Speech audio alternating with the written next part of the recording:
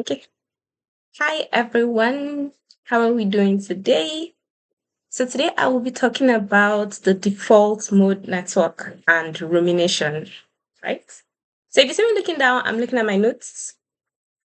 So, we're going to start with the default mode network. What is the default mode network?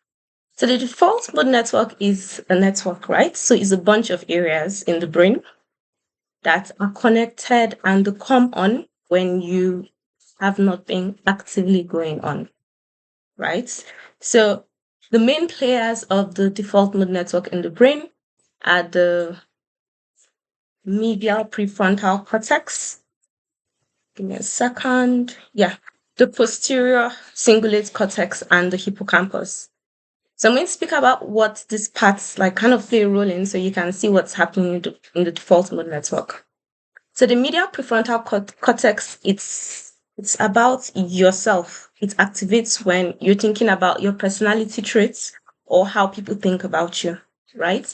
And it's also connected to the amygdala, which is your fear center. So you can see how you can think of a thought like, I didn't get the promotion because they hate me, right?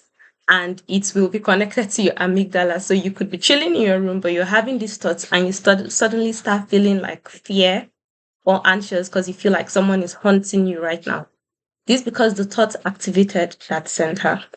So your posterior cingulate cortex, it's one of the most metabolically active parts of your brain, and it distributes attention between internal awareness and external awareness. So imagine a scenario where you just drive home from work, and then when you get home you realize that you were not thinking about the drive at all. Like it was like you appeared at home, right? So that's the posterior cingulate cortex. And then the hippocampus is associated with memories. So you can have like a wave of nostalgia or like sadness from a song because like it's activated the hippocampus. So you can see what is happening in the default mode network. You're ruminating or having thoughts about things, and then all these other regions kind of just light up and cause a chemical reaction.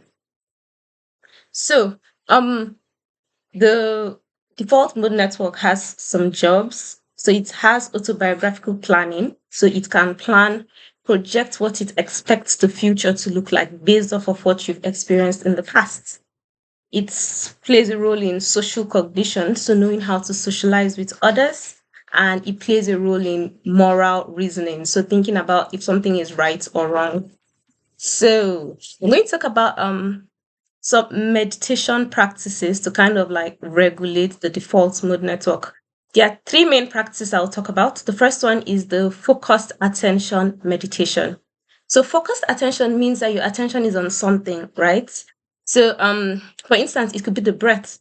So let's assume this is a 10-minute meditation and my focus is on the breath. I'm going to sit and inhale and exhale. And when the thoughts come up and I find myself following those train of thoughts, I'm going to come back to thinking about how I'm inhaling and exhaling for 10 minutes. I'm just going to practice coming back. So what you're practicing doing is cutting the loop.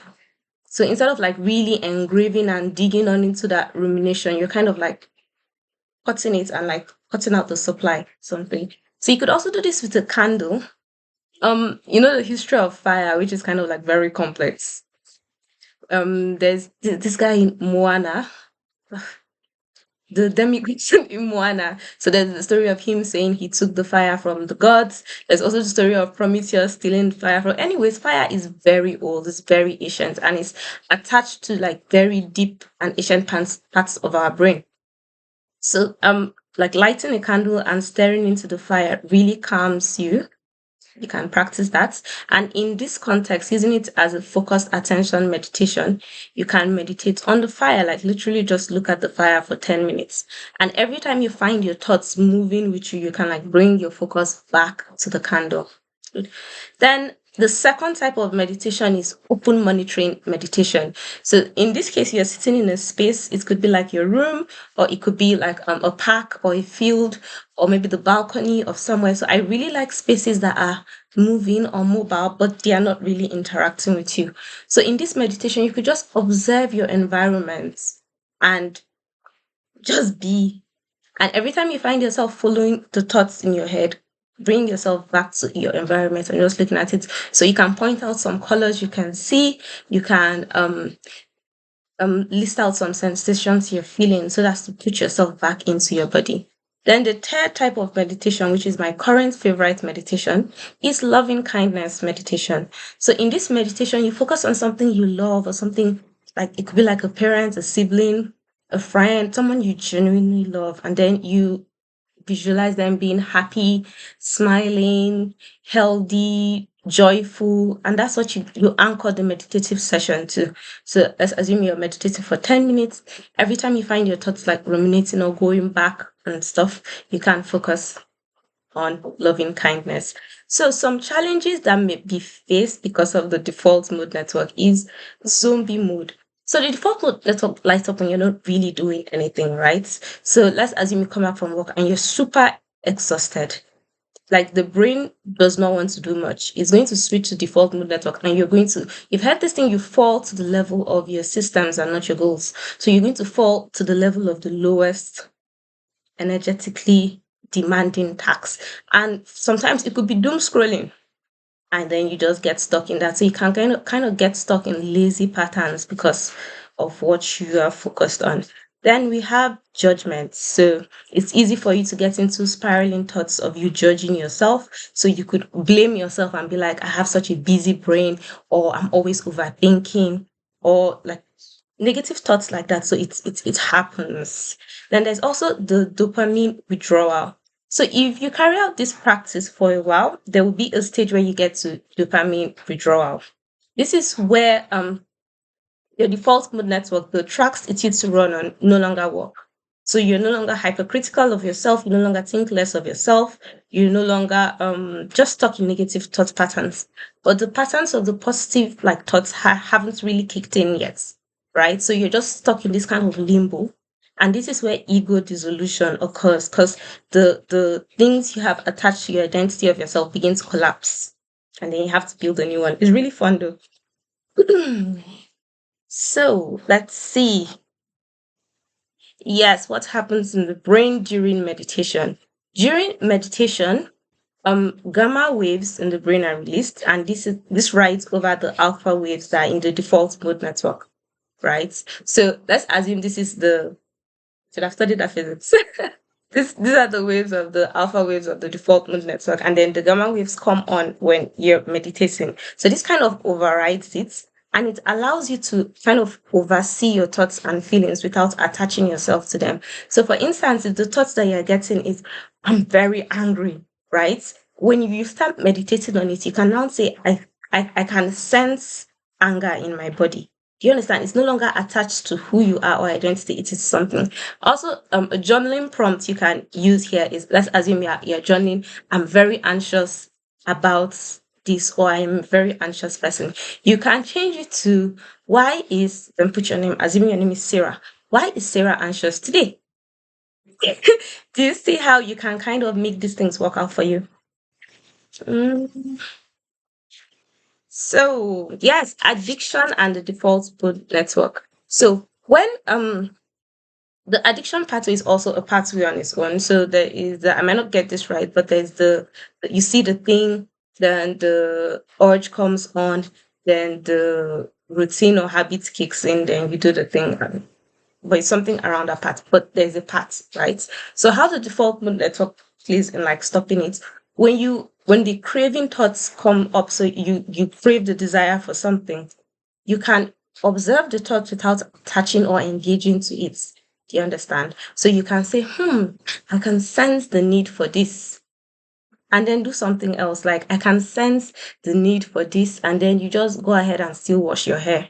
Do you understand? Like, do the thing you wanted to do for then, regardless. So it detaches the behavioral response from the thoughts or from the feelings. So you don't have to feel scared that, oh my God, I can't overcome this feeling. It's just observe it. I know it sounds really easy.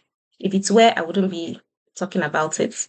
So, but yeah, um, the story I would like want you to see in your head as you're going through your days. Imagine your brain is like a party, right? The default mode network is like a somebody walking behind you and telling you oh, your shoes are ugly, this person doesn't like you, um, nobody wants you to be here. Like those kind of negative thoughts. That's the default talk always, like just yapping. So what you're going to do is practice saying I need a minute and just walking away. So it's going to keep yapping. You just have to kind of walk away. And then over the long term, what you practice is replacing those thoughts or those behaviors with positive things. So substituting one for another. So I've spoken about the law of least resistance, right? So when you keep resisting something, you guys are going to keep on being like fighting it, right?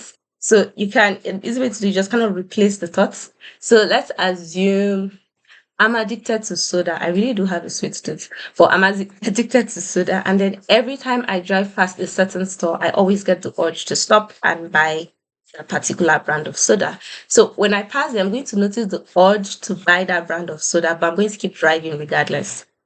Do you understand? Just break that behavioral pattern just for a bit, one time, two times, three times, and then before you know it, you have even forgotten that it exists. And long enough, because of neuroplasticity, the dopamine urge that you would get from that thing will no longer hit the same. So it would no longer have that power over you. That's all for today. So this is the journal I'm reading from. This is our journal. As you can see, it has one shady pages. I super like. So allows me to plan out my year, um, identity switching, weekly stuff. So the link for it is I would attach it below. Then also, the corporate wellness book will be out soon. So this book is specifically for the neurodivergent person in their corporate arc. So you don't necessarily want to climb the corporate ladder, but you have goals you want to use it to achieve, and you want to get in and get out without losing your sanity, without like giving up your health, your well-being, like completely losing it, right? So it is unhinged advice. If you're looking for like really good advice, I think you should go somewhere else. I'm giving like unhinged stuff, but you get the results you want, right? So thank you so much for listening, and